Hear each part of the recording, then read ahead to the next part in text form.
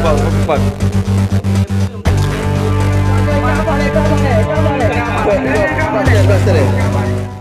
Tim rescue pemadam kebakaran Kabupaten Pidi mengevakuasi 2 ekor ular piton yang masuk ke rumah warga.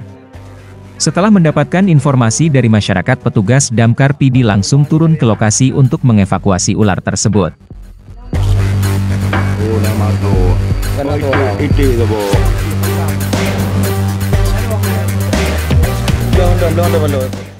Dua ekor ular piton berhasil dievakuasi di 2 tempat terpisah dalam rentan waktu yang berbeda. Proses evakuasi berlangsung dramatis oleh petugas dengan peralatan seadanya.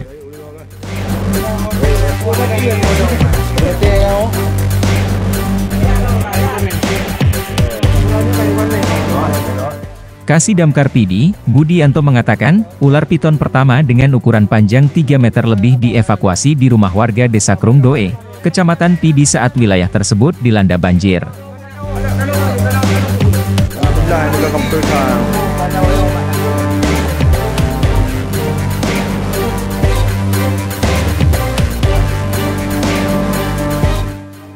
Kemudian ular piton kedua dengan panjang sekitar 2 meter lebih dievakuasi di kandang ayam milik warga Desa Benteng, Kota Sigli pada Kamis sore.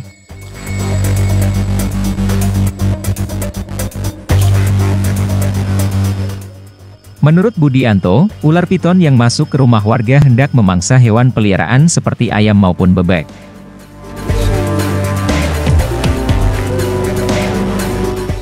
Usai dievakuasi, 2 ekor ular piton langsung dibawa ke kantor Damkar, kemudian nantinya akan diserahkan ke bagian konservasi hewan di wilayah Aceh untuk dilepas liarkan ke habitatnya.